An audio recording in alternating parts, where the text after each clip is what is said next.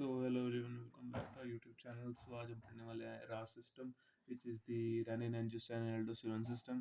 सो basically RAAS system का हमने पिछले पिछले वीडियोस में थोड़ा बहुत डिस्कशन किया था। तो रास सिस्टम क्या होता है? फिर बेसिकली रास सिस्टम क्या करता है कि हमारा ब्लड प्रेशर मेंटेन करता है, ठीक है। तो इट्स वेरी इजी। ये कुछ थोड़ी सी चीज़ें हैं यहाँ पे हमने देखनी है एक एक करके। तो फर्स्ट स्टेप, सेकंड स्टेप, ये ऐसे करके हमने देखनी है। तो फर्स्ट स्टेप क्या होता है रास सिस्टम में?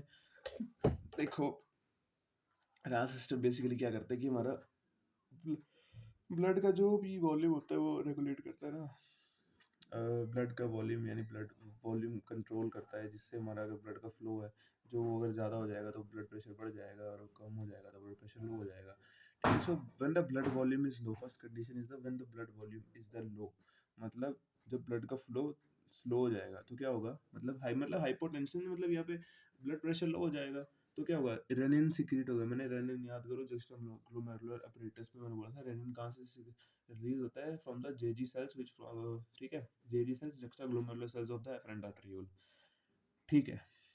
हम्म एफरेंट आर्टरियोल के जेजी सेल्स से वो रेनिन को रिलीज करेंगे, and it is renin is secreted by the kidney and stimulates the production of the angiotensin 1, ठीक है। रेनिन कैसे रिलीज करेगा? ये स्टिमुलेट करेगा किसकी प्रोडक्शन? एंजियोटेंसिन 1।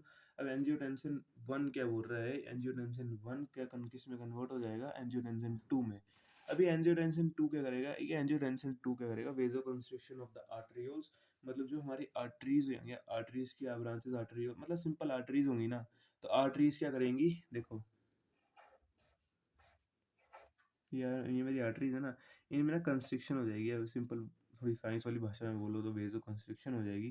तो एक जब कंट्रैक्ट करेंगे ना, समझ लो उसमें ब्लड फ्लो कर रहा है, तो कंट्रैक्ट होंगी तो ब्लड का फ्लो फास्ट हो जाएगा।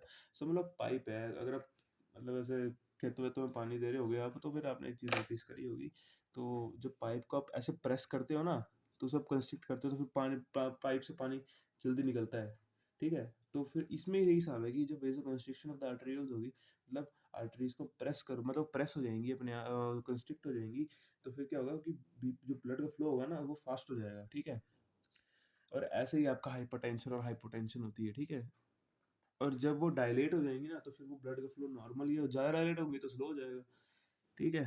तो इस जब वेसोकंस्ट्रिक्शन ऑफ द आर्टरियोल्स हो जाएगी एंजियोटेंसिन 2 से, जिससे क्या होगा, BP is increase until it's return to normal, जो बीपी इंक्रीज़ हो जाएगा जब तक वो नॉर्मल पे नहीं आता।